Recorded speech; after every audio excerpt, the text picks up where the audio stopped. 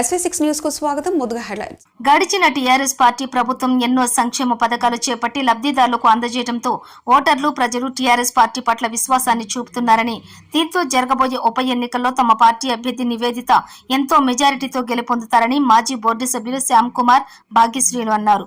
ఎన్నికల ప్రచారంలో భాగంగా అభ్యర్థిని నివేదిత గెలుపు కోసం 7వ వార్డులోని చిన్న కమేళ తదితర ప్రాంతాల్లో ఇంటింటికి తిరిగి ఓట్లు వేయాలని ప్రచారం చేసి అభ్యర్థించారు.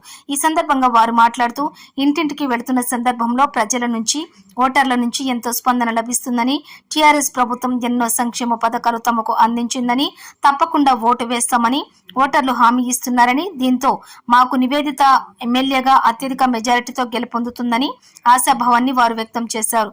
ఈ కార్యక్రమంలోని కేబీ శంకర్రావు, యశ్వంత్, రాజిరెడ్డి, ఉమేష్, సునీత తదితరులు పాల్గొన్నారు. ఎంపీ క్యాండిడేట్ అయిన రాగిడి లక్ష్మారెడ్డి గారితో పాదయాత్ర చేయడం జరిగింది. ఇక్కడ ఎట్లుందంటే సాయన గారు చేసిన పనులు ఇక్కడ ఎవరు మర్చిపోలేదు. 30 years నుంచి సాయన చేసిన పనులన్నీ గుర్తు చేసుకుంటూ ఉన్నారు. ప్రతి ఇంటికి వెళ్ళినా సాయన పేరు చెప్తున్నారు.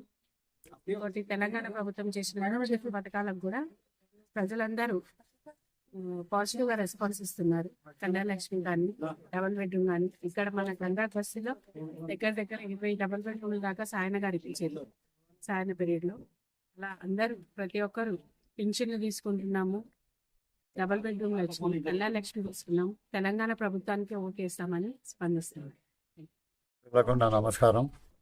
ఇక్కడ మా వార్డ్ 7లో స్పందన టీఆర్ఎస్ ఎట్లుందంటే, సాయన గారు చేసిన డెవలప్మెంట్ ఇక్కడ ఉన్న అప్పటిసంది ఉన్న మేము బోర్డు మెంబర్లో మేము చేసిన డెవలప్మెంట్ సాయన గారు ఇక్కడ డబుల్ బెడ్రూమ్లు ఇప్పించారు, పెన్షన్లు ఇచ్చారు, మన దళిత బంధు ఇచ్చారు, కళ్యాణలక్ష్మి అన్ని ఇచ్చారు. కాబట్టి ఇక్కడ కంపల్సరీ కారు గుర్తు ఇది వస్తుంది. కారు గుర్తు స్పందన బాగున్నది. కారు గుర్తే కంపల్సరీ గెలుస్తుంది.